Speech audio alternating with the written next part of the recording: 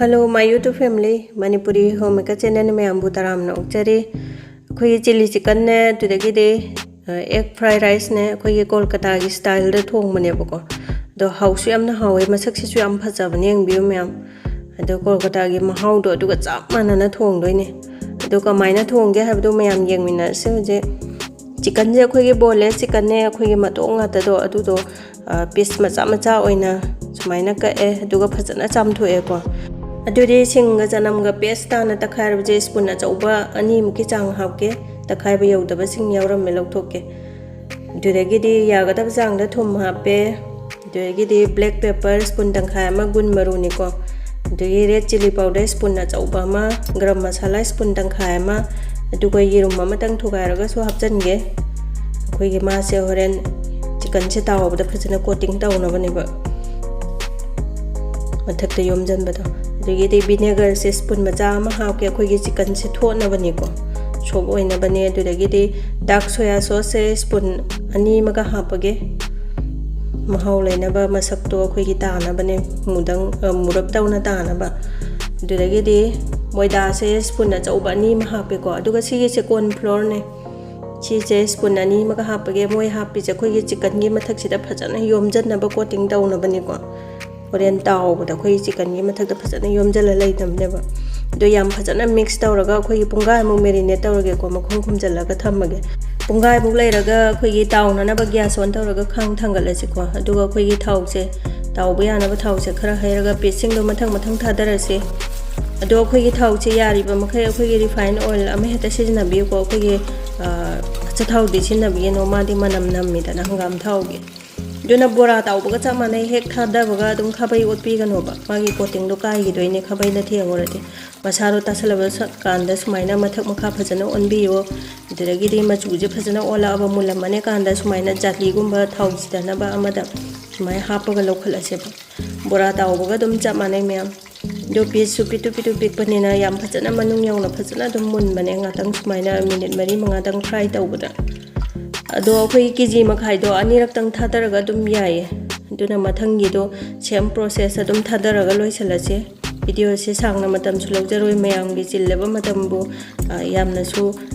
अखोइ मतमसु मांगहनजनिंगदे अदुदुना थोंबगी recipe दुम step by step मागी point चिक तुदंग हाइजरके को म्या दो जिक लोइरे तावबा अदुदुना थोंगना बम खांग थांगलजिको अदुगा कैनोसे थाव से अखोइगी यागदबा चांगदा स्पून अहुम मरी खतने यामना कछु चांगदे चिकन दुसु फ्राई तौरमिना चनम चॉप तौबा सिंग चॉप तौबा खरा खरा हापे दुरगिदि चनम खरा पौरक तौबो खितंग अमा सोयरगा हापे सुमाइना यावबदि सु यम हावबनेबा अखोइगी चिली चिकन थोंगबदा दो हाइपेतंग ओखायरगा मोरो अटेकबा चॉप तौबदुसु हापेको दुरगिदि रेड चिली पाउडर स्पून अचौबा मा हापे मोरोक से अखोइगी साबा पामबा नत्रगा पामदबा अपामबगी मतुंगिना दुम हापियुको चांगदो दुरगिदि विनेगर से स्पून मचा अनि खा हापगे दुरगिदि सी हापेतंग अमु ओखायरगेको अखोइगी विनेगर सिना हिंजांग से दुके मतिक हावनबने अखोइगी चाइनीज रोंगी सुमाइना हिंजांग सिंगसी दुरगी कैप्सिकम से अखोइगी क्यूब की टाइप ते सोयरिनिको कैप्सिकम ने तेलौ ने सुमाइना खरा खरा हापे चीसो कोई कैप्सिकम मपुम अमा अदुगिदि तेलौ चु मपुम अचौबा अमा दुम हापनिंग बचांगदा हापा याइको दुगी यागदबा चांगदा थुम से खरा हापचलगे दुस औतंग ओखाइबा लोरगा अखोइगी डार्क सोया सॉस निको से अखोइ चुमनगी प्लेट दो नते स्पून अचौबा अनि मा हापे दो अखोइगी चिली चिकन दो खितंग डार्क ओइहनगे हारगा सो दुम खरा यामना हापा याइको दुरगिदि फ्राई तौरबा ngसाइगे चिकन दो दु मो हापचलगा हाइपेतंग याम फजना उंतंग ओखाइगे को अदुगा मखुंग खुमजलगा ngатंग तमना ngатंग ngौगेबा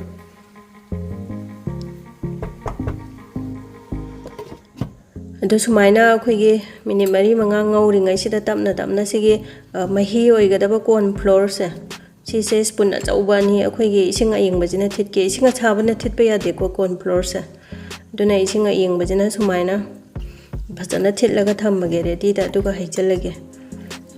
दो चिकन दुसु ngaktang ngौरे को मरक मरक तसु ओतपिरे दो कुइना मु थमरगदि का संदोइने दो सुमाइना ngata ngौबिरगा ngसाइगे थिटलगा थमबा मही दो दो मु हापचलजिको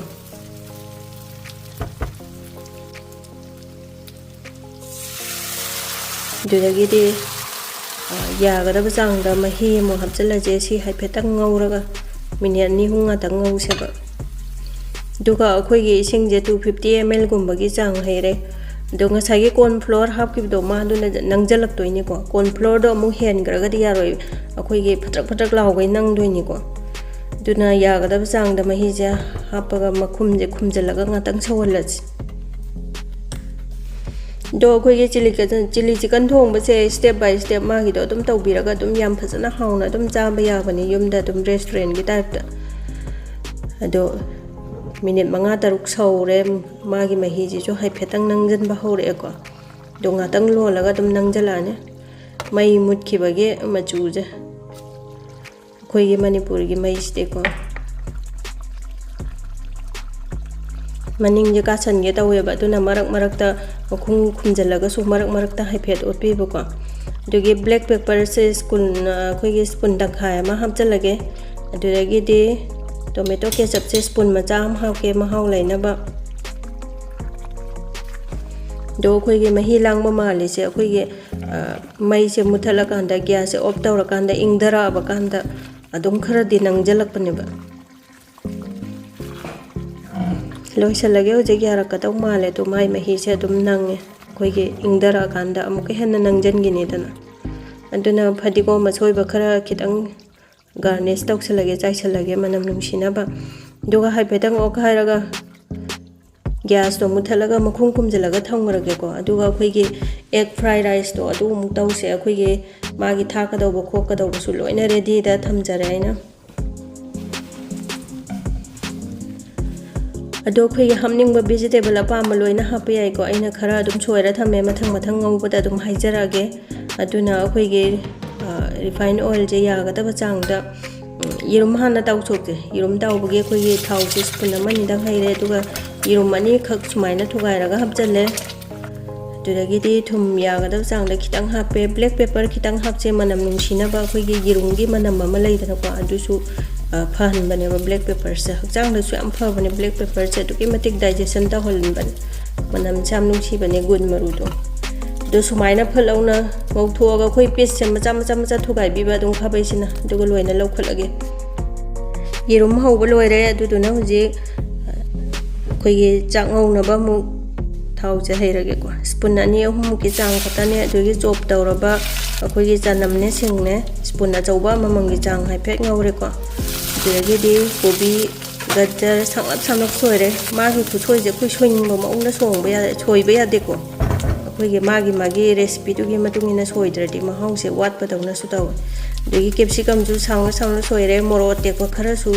सोइरगा हपचलेको दुदगिदि यागदब चांगदा थुम हापे ब्लैक पेपर स्पून तंखाय मा हापे विनेगर स्पून अमने soya sauce dark soya sauce तोनी स्पून अचौबनी हापेको दुदगिदि कैनोसे टोमेटो केचप से स्पून मचा अनिंगा हापे तो हाइफेटंग ओखाइरगा अखोइगे थोंगगा थम्मबा बासमती राइस नेको बासमती की चेंग दो सिमो हापचलगे जो चाक से हापचलबा मतुंगदा याम फजना मिक्स औतंग तौरगा दुम लोइरे अदुना अखोइगे फ्राई राइस से कैसु लुबदि नते मागे हापखदौबो खोखदौबो चांग दो हाइफेटंग खंगबिरगा ngसाइगे ngौरगा थम्बा यिरुमदो मो हापचलजिको सिमो हाइफेटंग मो मिक्स तौथोगे लोइरे दुगा दुदगिदि अखोइगे महाउ यामना लहनबा ओनियन स्प्रिंग तेलौ मना हापतबसु अयादेको फ्राई राइस तदि दुकी मतेंग माना महाउ लहले दुना गैस से ऑफ तौरगे दुना अखोइगे तेलौ मना से दुम असिगे असाबजिदा सुमाइना ओखाइबदा दुम मथना मुनजागरदमने लोइरेको जिंग मयाम अदुदे मसकाजे खुबाजाम तौबने हाउबसु खुहाउ अमा दुना सुमाइना यामना हाउना युमदे रेस्टोरेंट के टाइप त थोंगगा मयाम सु नुंगाइना चाबियो खुहाउ अमा आइगी चासिंगे कोई रेस्टोरेंट लगे कई दगी होटल लगे चाउ लेबियो फ्राई राइस चागे सोई हाइद्रे इचा सिंगना नुंगाइना हराउना हाउना चाबसिगी खुनुंगाइदि लैतरे दो मसक फजनबा अखोइगे तेलौ से खितंग गार्निश तौसनगेको दुदगिदि चिली चिकन दो मु खरा हापचलगा मयाइदा अमतंग थदलगा येंगनजरके मनुंगदा याम थिना सॉफ्ट ओइजाने लोइजरे हुजिक मयाम दो आइगे नुंसिरबा व्यूअर्ससिंगना वीडियो से खितंग नुंगायना खनबिरगदि लाइक अमममतंग नंबिरमो सपोर्ट तौबिबोइना ngasiगidi बाय बाय।